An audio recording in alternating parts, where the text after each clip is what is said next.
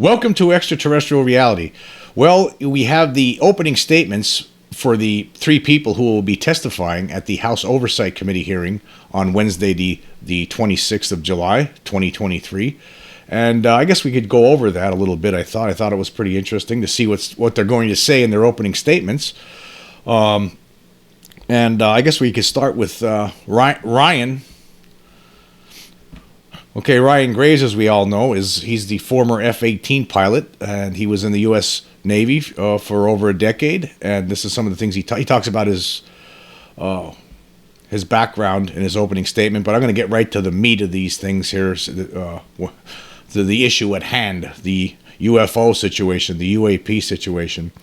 And he writes here, I can tell you that advanced UAP are a national security and an aviation safety problem. It has been more than a decade since my squadron began witnessing advanced UAP demonstrating complex maneuvers on a regular basis, and we still don't have answers. Let me just stop there for a second. I bet you there are some answers someplace. There is some place in the Pentagon that has some answers. Someplace in the military-industrial complex that has some answers. Answers that aren't being shared with everyone within the Pentagon, or with the people that encounter these things, like Ryan Graves. So there are answers. There's most certainly answers. Don't be fooled. And I'm sure that Ryan knows this. Anyway, continuing here, he says, I founded Americans for Safe Aerospace to create a center of support, research, and public education for aircrew impacted by UAP encounters. We now have nearly 5,000 members, and are actively working with more than 30 UAP witnesses who have approached us. I am also the chair of the UAP Integration and Outreach Committee for the American Institute of Aeronautics and Astronautics, where we have assembled a volunteer team of almost 80 PhDs and aerospace engineers dedicated to tackling the science around the issue. So here he gets into what he's going to be talking about today, what he believes what the center of discussion should be. And number one is, as we convene here, UAP are in our airspace, but they are grossly underreported. These sightings are not rare or isolated. They are routine. Let me just stop there for a second. They are routine. Okay, it's routine among the military as well, and it's routine, as we talk about on this show all the time. It's routine amongst everyone in this country, everyone in this world. It's routine constantly. There are reports all the time. Regular citizens seeing these things all the time, and it's not just objects; it's beings. Anyway, continuing. Military aircrews and commercial pilots, trained observers whose lives depend on accurate identification, are frequently witnessing these phenomena. And then number two, the stigma attached to UAP is real and powerful and challenges national security. It silences commercial pilots who fear professional repercussions, discourages witnesses, and is only compounded by recent government claims questioning the credibility of eyewitness testimony. Of course, for decades now, as we all understand, there's been a deliberate stigmatization of the entire phenomenon. And it needs to stop. I mean, it needs to come to an end. Like I was talking in the previous podcast, it is the people who refuse to accept this reality that there is something going on here. They're the ones who are crazy. I mean, there's just enough evidence at this point that definitely shows that there's something here. I mean, there's just too much. It's the pile of proof. I mean, it's undeniable at this stage. I mean, I always say there's a lot of good YouTube channels out there, but two of them I like to point out is UFO B and Eyes on Cinema, and these two sites they have just a bunch of videos all the time on a regular basis, just regular people over the decades talking about their experiences. It's usually just like a lot of different segments from different documentaries and things like that. And if you watch this on a regular basis, you will see, I mean, anyone would see that this is real. These people aren't lying. This is not made up stuff. This isn't dreams or hallucinations. There's something here. And unfortunately, we've had this stigmatization program, which started in the 1950s, the early 1950s, with the CIA's Robertson panel, which basically was put in place to come up with a solution because the military at that time was sick of dealing with reports from people about UFOs. So they decided, you know what, the only thing we can do is we'll stigmatize it, and then this way anybody they'll refrain from reporting these things anymore, because then they don't want anyone else to think that they're crazy. And that policy started in the 50s, and it's going on still today. I mean, you have people all over the internet still that are utilizing stigmatization. A lot of debunkers resort to that in an effort to make people who are witnesses look silly. And actually, in actuality, it's the other way around. It's the people who don't accept this who are the ones who are silly. And I also wanted to point out, I was talking yesterday's podcast, and I should have mentioned, there are people like Carl Sagan and Neil deGrasse Tyson, like the late Carl Sagan, an astronomer. I mean, this guy, real smart guy, talked about the universe throughout his lifetime. But however, he just did not accept any of the evidence with regard to extraterrestrial claims. He just dismissed it. And the same thing now, we have someone like Neil deGrasse Tyson basically filling those shoes and doing the same thing in this day and age. And I think you need to put an asterisk by these guys' names, because I mean, how could you, as time goes on, right, at some point in the future, it's going to be looked back on it, and they're going to look foolish. I mean, they look foolish to me right now because I already know that there's something here. I know for a fact, based on my own personal experiences, among other things, among research that I've done. But I mean, you need to put I'm so tired of hearing how great Carl Sagan was. Okay, yeah, but he didn't accept this, and he just dismissed it out of hand. He really didn't research it. His famous quote is, "Extraordinary claims require extraordinary evidence." Okay, there was some extraordinary evidence that he never looked at during his lifetime. For instance, the 1994 aerial school incident. There was some extraordinary evidence. He had over 60 school children in Zimbabwe who were attending aerial school who said they saw a flying saucer land and alien beings there. Some of those children actually were communicated by these beings telepathically. So that's not that wasn't considered extraordinary evidence, because I think it is. It is extraordinary evidence, and if it went to court, it would hold up. But again, like these people, I mean, Neil deGrasse Tyson, the same thing. They just fail to recognize the evidence that is right there in front of their face. The testimony from tens of thousands of different people over the decades. And again, you can see a lot of this, a good chunk of it anyway, on these channels, these YouTube channels I talked about, Eyes on Cinema and UFOB.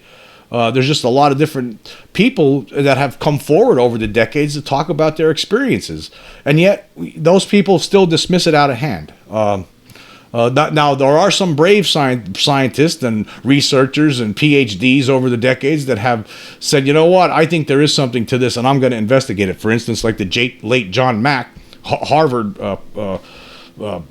professor, and he investigated the aerial school incident. And that's just one incident among many. But again, people like Neil deGrasse Tyson and the late Carl Sagan, I mean, why are we propping these people up like they're so great and smart when really they're dismissive of things that are right in front of our faces? And it bugs me. Anyway, number 3 in his list here of the critical issues that he thinks that Ryan Graves believes demands our attention, the attention of Congress. Number 3, the government knows more about UAP than shared publicly, and excessive classification practices keep crucial information hidden. There's a lack of transparency around UAP that's unsettling. Since 2021, all UAP videos are classified as secret or above. The level of secrecy not only impedes our understanding, but fuels speculation and mistrust. Yeah, well, of course, obviously, Ryan Graves is saying outright that there is things that our government knows, that a certain group within the Pentagon most certainly knows, as does certain groups within the military-industrial complex, the weapons manufacturers. And then he goes over his experience that he had back in 2009. He says, as a pilot, I was trained to be an expert observer tasked with identifying any aircraft within our operating area. In 2014, I was near Virginia Beach as part of a VFA-11, a Navy fighter attack squadron made up of FA-18F Super Hornets. Upon an upgrade to our radar system, we began to detect unknown objects in our airspace. Initially dismissed as software glitches, we soon corroborated these radar tracks with infrared sensors confirming their physical presence.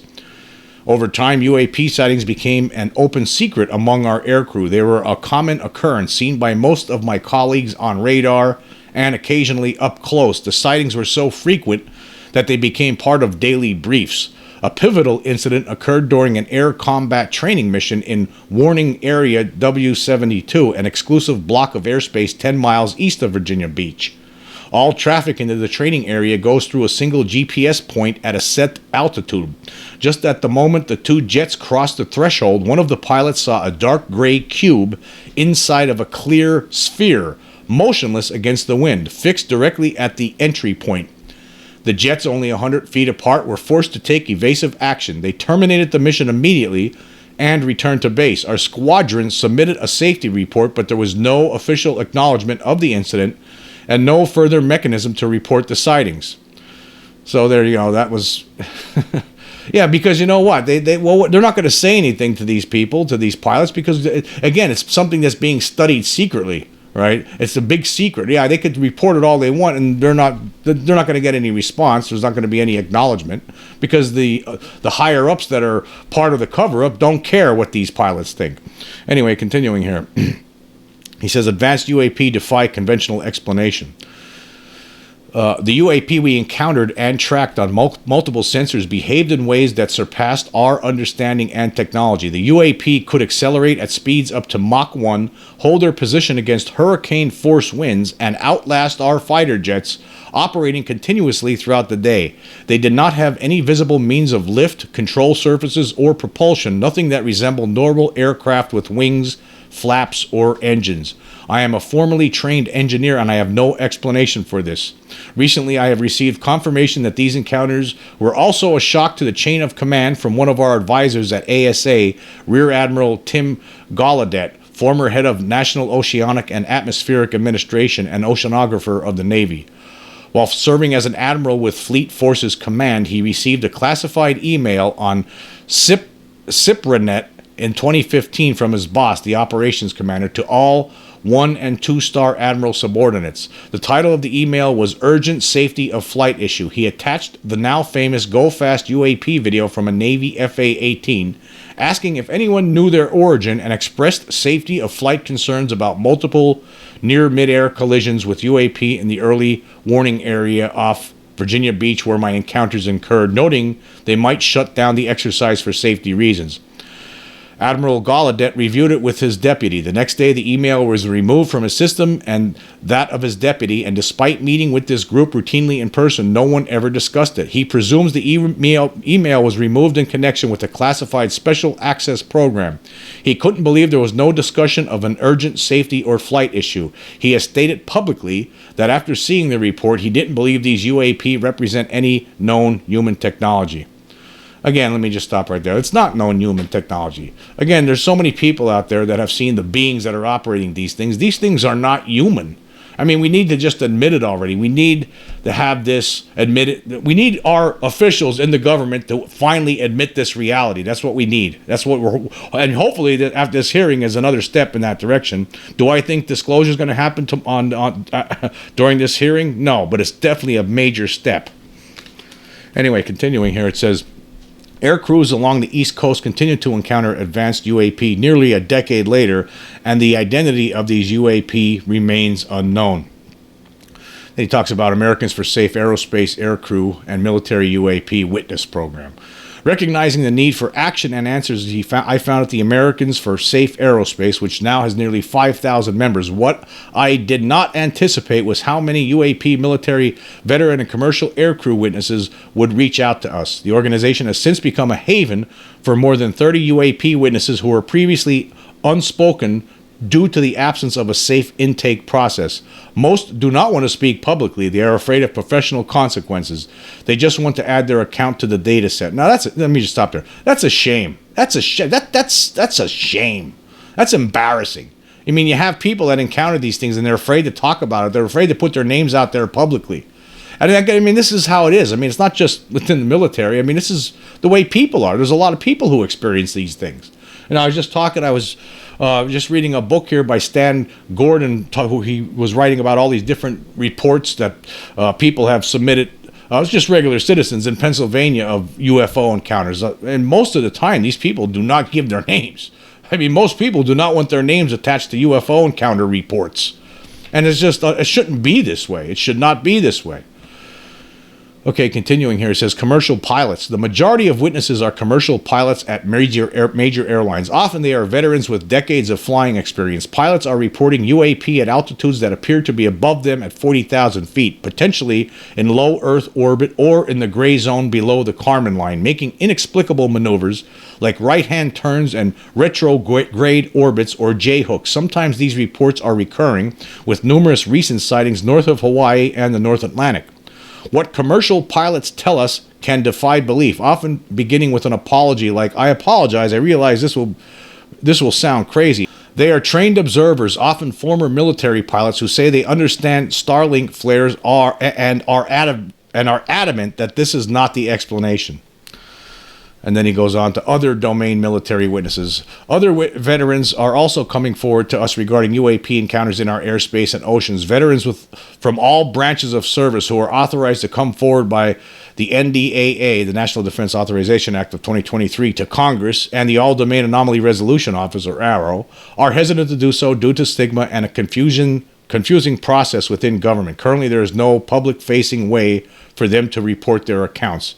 We are filling that gap. The most compelling involve observations of UAP by multiple witnesses and sensor systems with supporting documentation or a roadmap to find it. I believe these accounts are only scratching the surface, and more will share their experience once it is safe to do so. In multiple cases, contemporaneous notifications were made up the chain of command, and in several, sensor data was escalated for analysis, and there were profound irregularities in how the data was handled. Then he offers his conclusion. He says this. He says, there are credible reports from both military and commercial aircrew of unidentified objects in our military and commercial airspace occurring with regularity. The UAP task force reported in 2021 that there were 11 near misses with UAP, and I understand that number has grown. In April 2022, the FAA issued an alert to its operation managers that a commercial aircraft over West Virginia experienced a double altitude and double autopilot failure while flying under a UAP. Stigma surrounding UAP should not undermine the seriousness of this domain awareness gap.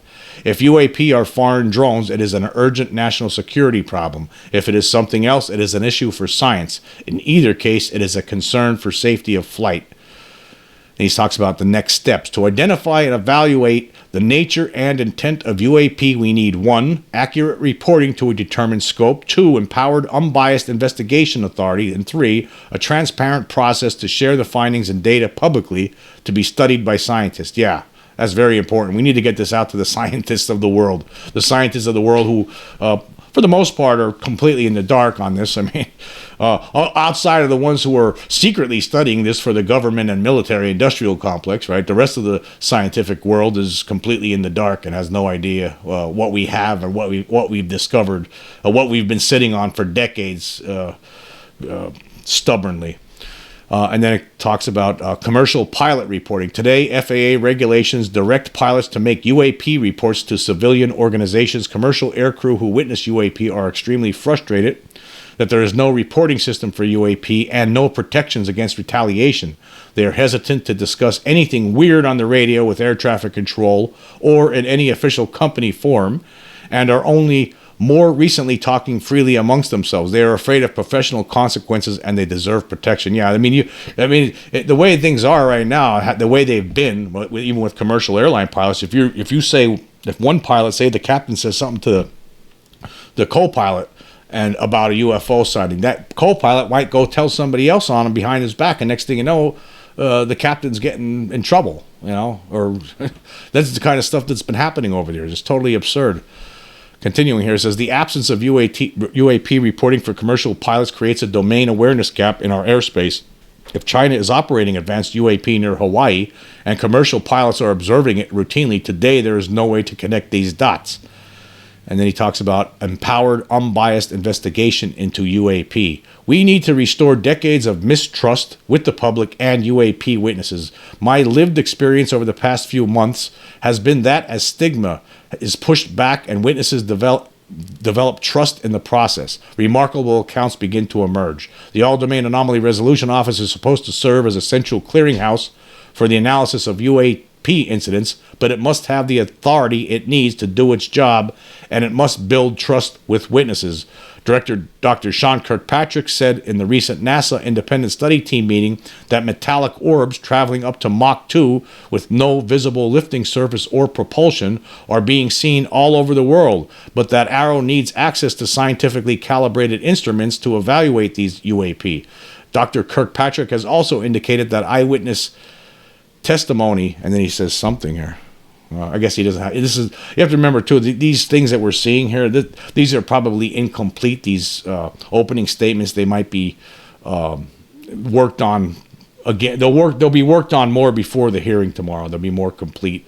I mean, I earlier I read there was one paragraph that was repeated twice. So these are just this isn't the final opening statement, but we're getting something here anyway, which is pretty good. So he says here, Dr. Kirkpatrick has also indicated that eyewitness testimony is something. I guess he doesn't know what to write there yet. And then he goes on, he says, we also heard him say in testimony to Congress that he only operated under Title 10 authority and that additional authorities related to Title 50 would help AARO execute its mission. In the NASA IST public meeting, he elaborated he needs access to the scientifically calibrated sensors available to the intelligence community that can characterize UAP, and my understanding is that he would need it to proactively investigate witness accounts. However, last week in his first public interview, he indicated he has what he needs. I am unsure why or if his statement has changed. He also indicates with respect to witnesses that he believes them now. I respect the challenge of the role and the obligations of a scientist to speak responsibly on this issue, but the American people want straightforward communication. Yes, we do. The American people, as an American citizen, I can tell you right now, I'm sick of the forward communication. You know, we need to have the straightforward communication. It's absolutely absurd. You know, a lot of times you hear like when they're talking about UFOs over the decades, you know, when you hear somebody from the Pentagon, a general stands up at a podium, starts talking about it. I mean, it sounds like I'm being fed a story that's not true, or I'm not being given all the facts with regards to the incidents. That's what it feels like to me. I feel like I'm listening to somebody who's acting. It's not straightforward discussion. In fact, I remember, for instance, if you go back to 1997, the 50th anniversary of Roswell, when they sent up some official to a podium during a news conference talking about the anthropomorphic dummy story that they came up with for that Roswell report case closed that the Air Force came up with. It was totally absurd, and the guy made it like he sounded like an idiot. Actually, he sounded like an idiot. You could tell he doesn't even know what he's talking about. It was all made up. I mean, you can't believe one word these people are saying when they're talking about the way they make fun of it, they make light of it, and then the press eats it all up and walks away and doesn't investigate any further. That's how that works usually. But not anymore. We're seeing it's more of a serious tone now these days with regard to these things. Anyway, we're going to close that out with Ryan. There's some more things that he gets into here, but we're going to switch back. We're going to switch over to somebody else here. Yeah, this is so the three people that are going to be talking, it's going to be Grusch, Ryan Graves, and also David Fravor. We're going to look at David Fravor's opening statement, some of the things that he has to say here. It's a pretty big statement, so we'll just look at I guess his experience here on the Nimitz, and this was, of course, back in 2004, and of course he was a retired commander in the United States Navy, and he was commanding officer of a strike fighter squadron 41, the world famous Black Aces at the time. And he says, we had been at sea for roughly 2 weeks, and I was scheduled to lead a 2v2 air-to-air training exercise. My flight of two FA-18Fs was the Blue Air, the good guys, and we were being controlled by the USS Princeton CG-59. Keep in mind the FA-18Fs are two-seat aircraft with the pilot in the front and the WSO, or Weapon System Officer, in the back seat. The Red Air was being flown by our Marine FA-18 Squadron VMFA-232. As we launched off the United States Nimitz, we checked in with the air controller on the USS Princeton, and we were told that training was going to be suspended for real-world tasking. My wingman joined up, and we proceeded toward a contact in the west of our combat air patrol point. I'm going to get right into his encounter with that Tic Tac object here. He says, the weather of the day The weather on the day of the incident was as close to a perfect day as you could ask. Clear skies, light winds, calm seas, no white caps from the waves, so the white water stood out in the large blue ocean. As all four looked down, we saw a small, white, tic-tac-shaped object with the longitudinal axis pointing north-south and moving very abruptly over the white water.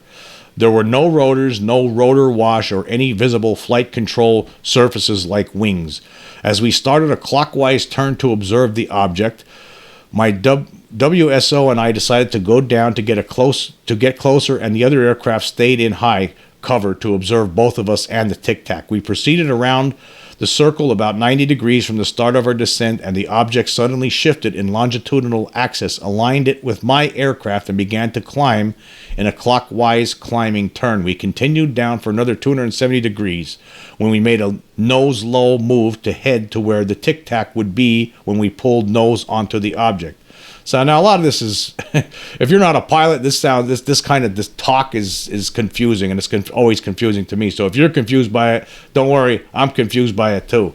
Our altitude at this point was approximately 15,000 feet, with the tic-tac at about 12,000 feet. As we pulled nose onto the object at approximately half of a mile with the object just left of our nose, it rapidly accelerated and disappeared right in front of our aircraft. Our wingman, roughly 8,000 feet above us, also lost visual. We immediately turned to investigate the white water, only to find that it was also gone. As we turned back toward our CAP point, roughly 60 miles east, the air controller let us know that the object had reappeared on the Princeton's Aegis Spy 1 radar at our cap point.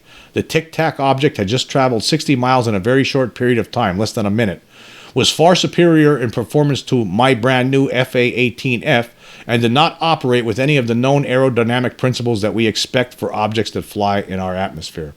We returned to the Nimitz and mentioned what we had witnessed to one of my crews who were getting ready to launch. It was that crew that took the now famous approximately 90-second video that was released by the USG in 2017. What is not seen is the radar tape that showed the jamming of the APG-73 radar in the aircraft, but we do see on the targeting pod video that the object does not emit any infrared plume from a normal propulsion system that we would expect.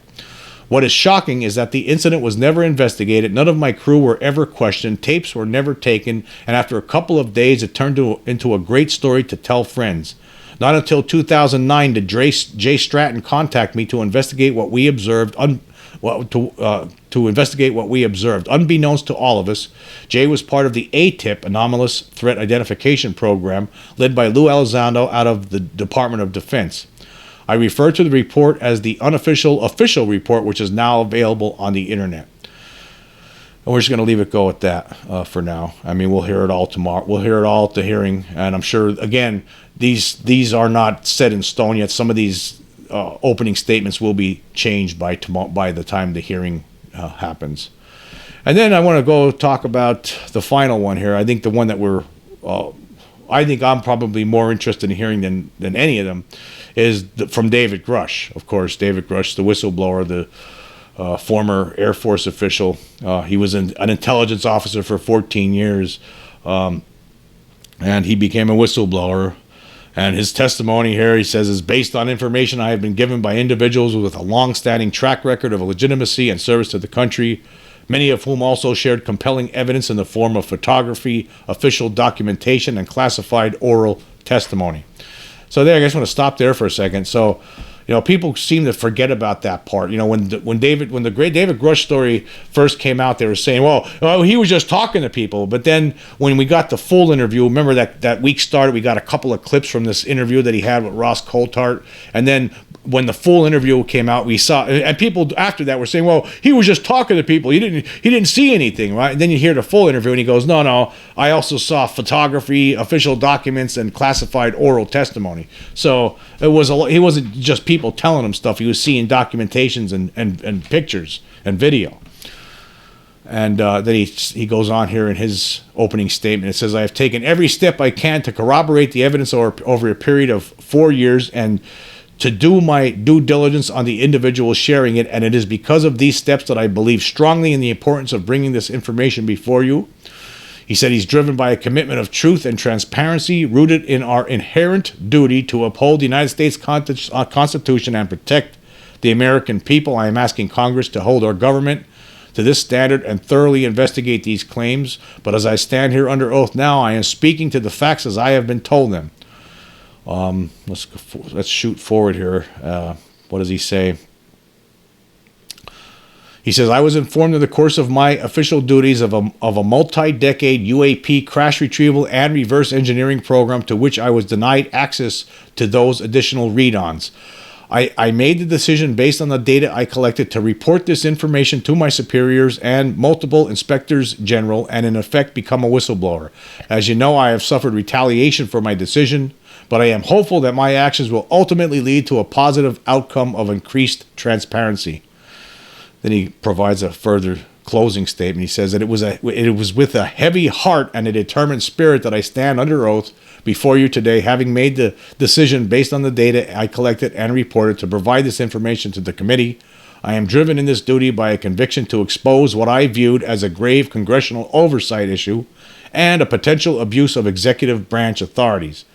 This endeavor was not born out of malice or dissatisfaction, but from an unwavering commitment to truth and transparency, an endeavor rooted in our inherent duty to uphold the United States Constitution, protect the American people, and seek insights into this matter that have the potential to redefine our understanding of the world. In an era fraught with division and discord, our exploration into the UAP subject seems to resonate with an urgency and fascination that transcends political, social, and geographical boundaries. A democratic process must be adhered to when evaluating the data, and it is our collective responsibility to ensure that public involvement is encouraged and respected. Indeed, the future of our civilization and our comprehension of humanity's place on Earth and in the cosmos depends on the success of this very process.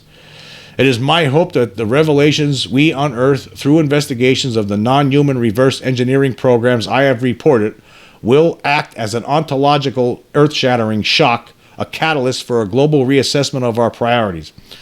Well, okay, ontological earth-shattering shock, yeah. Again, like I talked about in my previous podcast, I don't see why we should be surprised at this. I'm from sitting in a position where I don't think anybody should be surprised by this. We should all have realized this a long time ago, that there's something going on. I mean, if you don't know that there's something going on by this point, I don't know where you've been. I mean, your head's been buried in the sand. You've been like an ostrich. So I don't agree with them there, because I just don't agree with that. That should be any sort of shock. I mean, what's there the question, really? I mean, not only that, right? Who are the people that are going to be upset about this when you really think about it, right? It's going to be religious zealots. That's about it. I don't think anybody else is going to really care, right? It's going to be religious zealots who, and actually a lot of religions have already prepared for this. I mean, for instance, the Catholic Church is pretty much wishy-washy on all this kind of thing. Aliens are here, okay, no big deal. That means God created them too.